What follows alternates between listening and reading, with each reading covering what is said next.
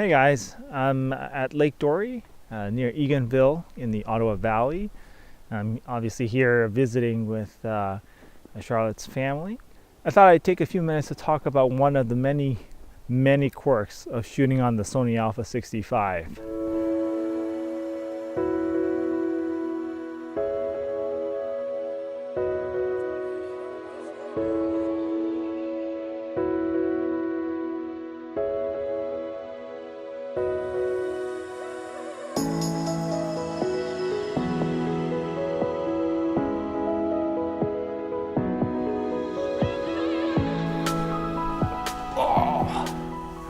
And we're back inside. It was too cold outside, so we're gonna do the rest of this video in here. So let's talk about the Sony a65. It is capable of shooting 60 frames a second and 24 frames a second, but I'm going to suggest that maybe you want to look at this as a 30 frame per second camera. Alright, I had to move the camera because the whole rig was on the bed, and as a result everything was shaking. So why should you treat the Alpha 65 as a 30 frame per second camera?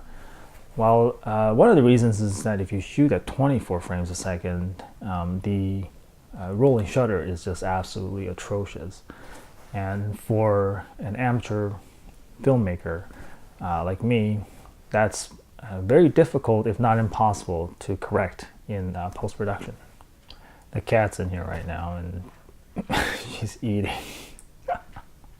So why not shoot at 60 frames a second? Well, you can, but the Alpha 65 is not very good at maintaining that 180 degree shutter angle.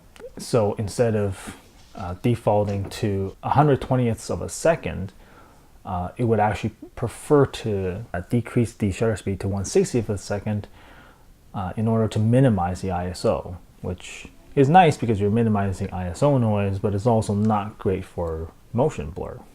The upside to shooting 60 frames a second, though, is that the rolling shutter is very well controlled as compared to 24 frames a second, which is kind of aggravating because the sensor readout is clearly capable of being fast enough to avoid rolling shutter, but they don't implement that for the 24 frames a second video.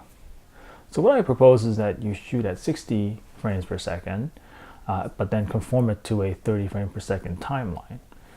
By doing that, you'll avoid the rolling shutter. And because the Alpha 65 tends to default to 1/60th of a second when you're shooting indoors at 60 frames a second, that will be the perfect shutter angle for 30 frames per second video. One added bonus is that if you use your iPhone as a secondary camera, the iPhone actually defaults to shooting at either 60 or 30 frames per second. So that works very well with your timeline. Yes, there are apps that you can get for iPhone that allow you to shoot at 24, but the default camera app shoots at 30. Of course, there are downsides to working at 30 frames a second. It doesn't quite have the cinematic look of 24 frames a second or the high fidelity motion of 60 frames a second. But if you shoot at 60 frames a second and then conform it to a 24 frame per second timeline, you'll find that 24 goes into 60 2.5 times. 2.5 is not an even number, which means that your editing software would not be able to drop an evenly spaced out frame, and you're probably going to be relying on your computer to interpolate using 2 different frames. Compare that to shooting at 60 frames a second and then working at 30. All the computer has to do is just drop every other frame.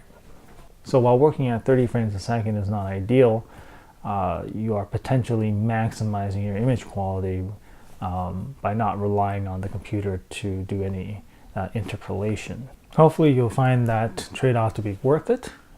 This video was shot on 60 frames per second, conformed to a 30 frame per second timeline. The rest of the clips from here on out, however, was shot on the iPhone at 30 frames a second.